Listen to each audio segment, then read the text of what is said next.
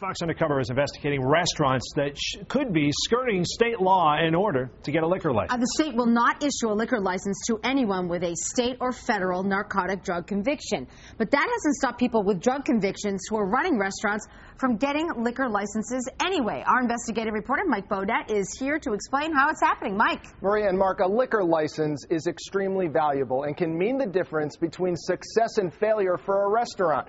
We discovered restaurants run by people with drug convictions are getting liquor licenses even though it's against the law. And now that's raising questions about the way local communities and the state approve liquor licenses.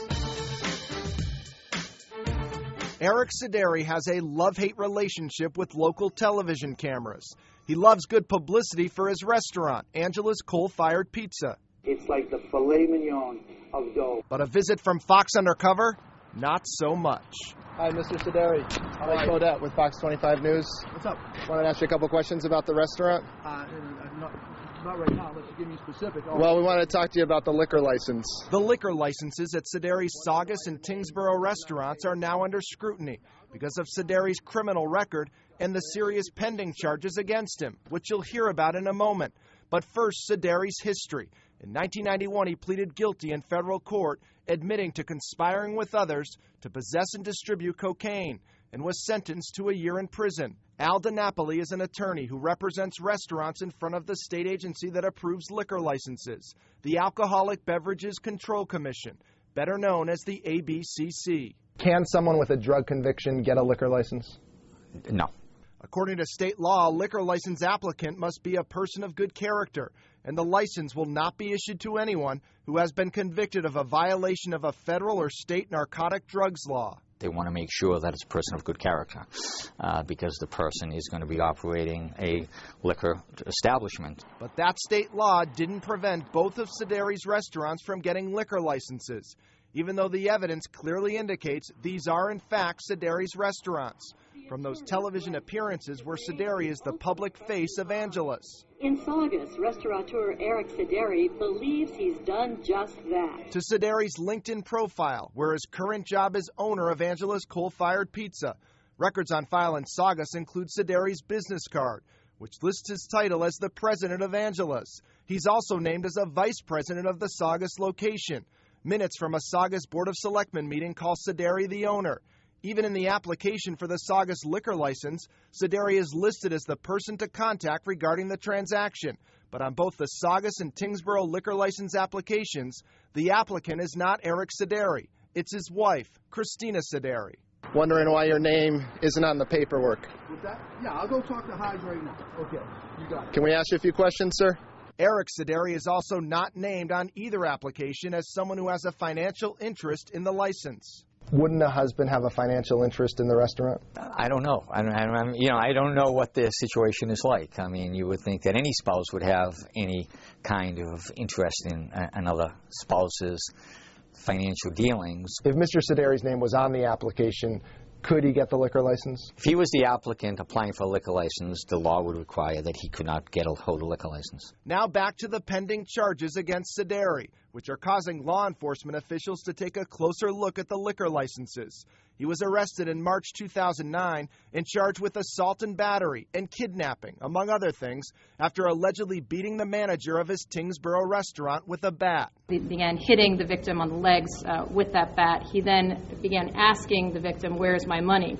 He then stuck the large gun into the mouth of the victim. He indicated to the victim, "This can take 1 minute or it can take all night." As part of that investigation, North Andover police searched Sideri's home, finding a gun and cocaine, along with a screen, razor blade, and spoon, which the police say are common tools used by drug dealers to separate and or distribute drugs. They also found $70,000 cash, which they believe is proceeds from illegal sales of narcotics, leading to additional charges of possession of drugs with intent to distribute and having a firearm without a license. North Andover police also contacted the ABCC, raising concerns about the liquor license at Sideri's Saugus restaurant. But police say the ABCC told them there's nothing they can do about it. State Treasurer Steve Grossman oversees the ABCC. I can't confirm or deny the existence of any investigation. Police say they contacted the ABCC and were told there's nothing we can do about it. I think I'm going to leave it at that and take my daughter-in-law to lunch. Thanks very much.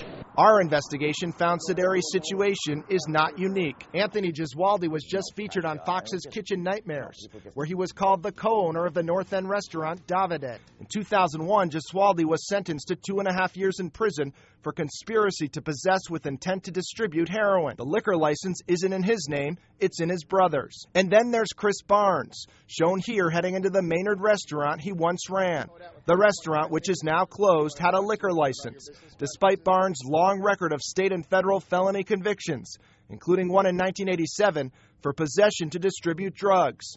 Barnes' wife, along with Celtics legend JoJo White, were the owners of record, but Chris Barnes was the company's CEO. I can assure you that the ABCC, the Alcoholic Beverage Control Commission, is committed and is dedicated to upholding every law of the Commonwealth of Massachusetts. That we are committed to doing, I can assure you that.